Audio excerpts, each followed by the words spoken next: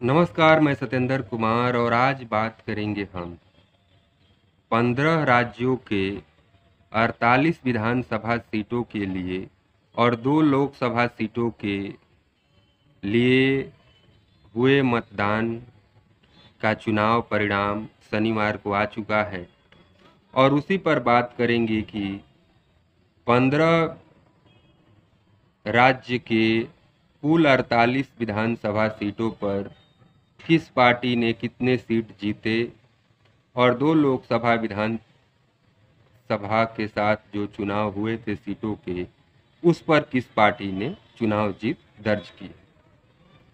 तो 48 सीटों में से यूपी की 9 सीटों पर भी देश भर की निगाहें गड़ी हुई थी और 20 नवंबर को इन 9 सीटों पर मतदान हुए।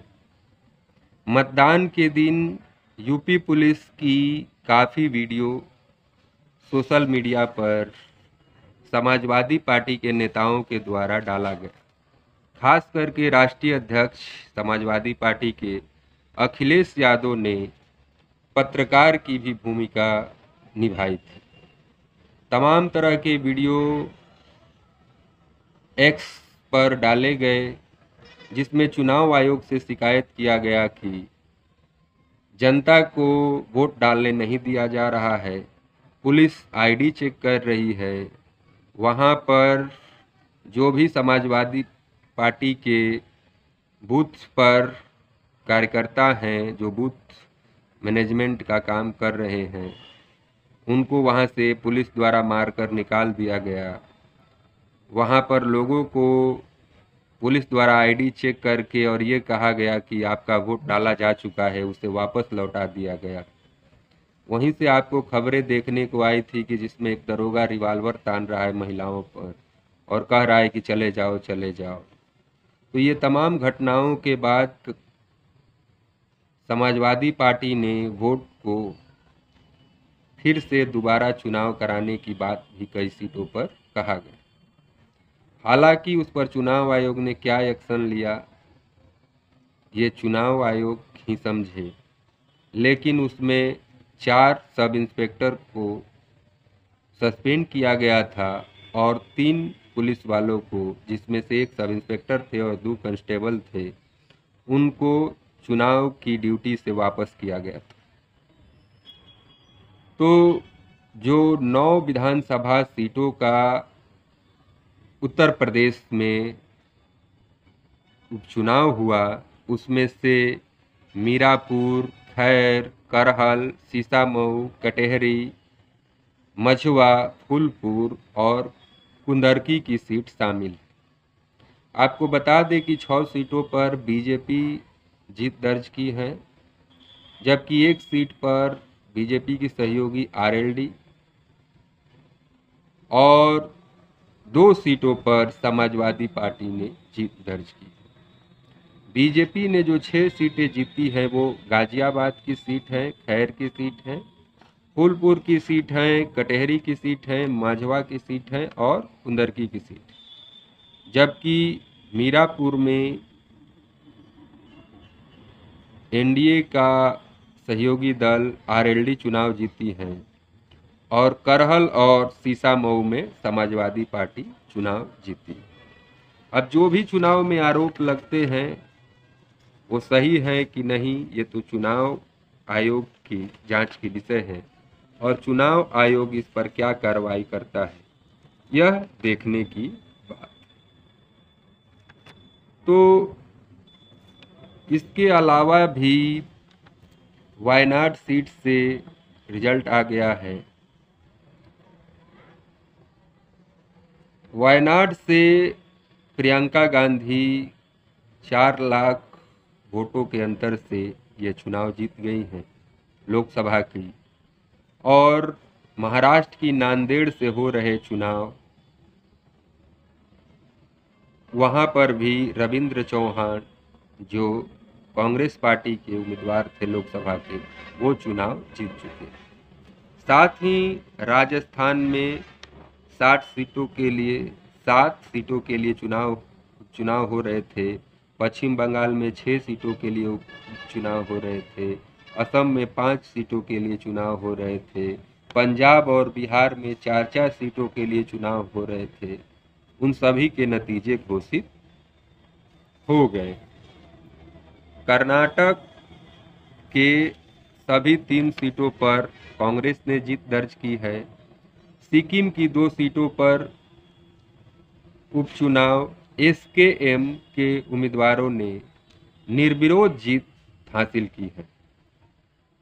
सिक्किम क्रांतिकारी मोर्चा के उम्मीदवार आदित्य गोले और सतीश चंद्र राय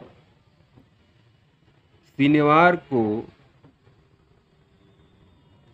जो सतीश चंद्र राय हैं और आदित्य गोयल, इन दोनों को शनिवार को सोरेंग चांगकुंग और नामची सिंधी थांग विधानसभा क्षेत्र के लिए हुए उपचुनाव में निर्विरोध चुन लिया गया।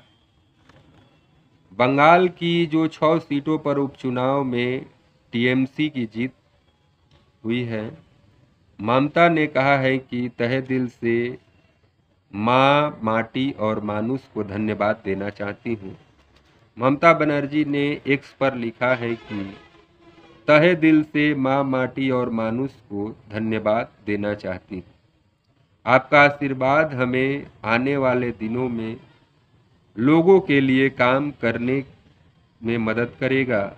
हम सभी आम लोग हैं और यह हमारी पहचान है।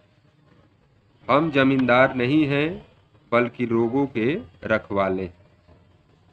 एनडीए ने असम के 5 सीटों पर जीत हासिल की है और जो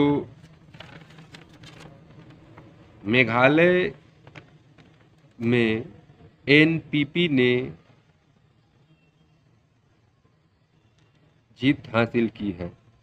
एनपीपी के मेहताब चंडी ने मेघालय में जीत दर्ज की है।